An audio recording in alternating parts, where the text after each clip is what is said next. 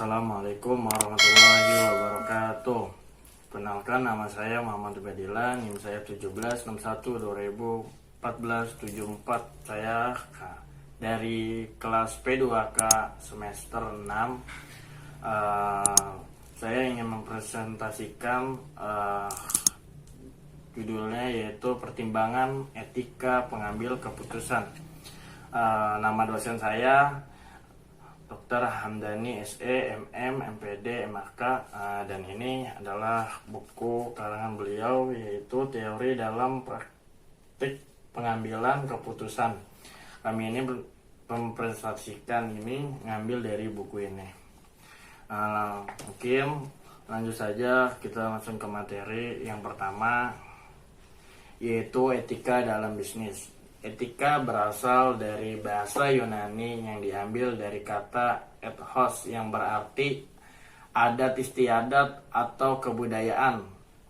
Budaya perspektif organisasi diartikan sebagai sistem pembagian nilai dan kepercayaan yang saling berinteraksi dengan nilai dalam suatu organisasi, struktur organisasi, dan sistem kontrol yang menghasilkan norma perilaku.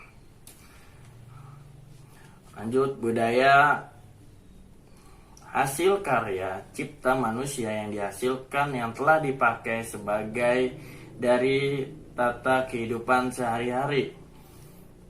Pertama itu, kekuatan budaya saling tergantung pada seberapa besar budaya tersebut dapat dipengaruhi intensitas perilaku. Budaya yang kuat memiliki potensi yang jauh lebih besar untuk berkoordinasi dan kontrol perilaku secara implisit. Budaya organisasi memberikan implikasi pada perilaku organisasi. Melalui budaya organisasi yang baik akan mendukung perilaku sebuah organisasi. Next, etika dan budaya memiliki hubungan yang erat di mana masyarakat yang berbudaya tinggi dianggap lebih mengerti dan memahami etika. Etika merupakan dimensi moralitas yang berkaitan erat dengan adat istiadat dan kebiasaan yang telah diterima dengan tujuan untuk membedakan mana yang baik dan mana yang buruk.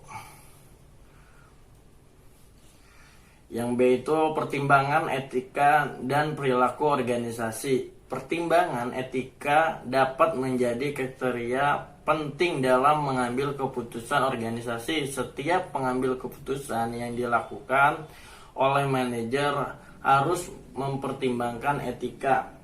Pertimbangan etika menjadi prinsip pokok sebagai organisasi. Sebuah organisasi, terutama bagi setiap pengambil keputusan. Yang C itu pendekatan ketika dalam mengambil keputusan. Para manajer menetapkan etika sebagai esensi dasar dalam setiap keputusan yang diambil. Pendekatan normatif tidak cukup bagi manajer untuk mengambil sebuah keputusan. Berikut ini ada 4 pendekatan, diantaranya pendekatan manfaat, pendekatan individualisme, yang ketiga itu pendekatan hak-hak moral, yang keempat pendekatan keadilan.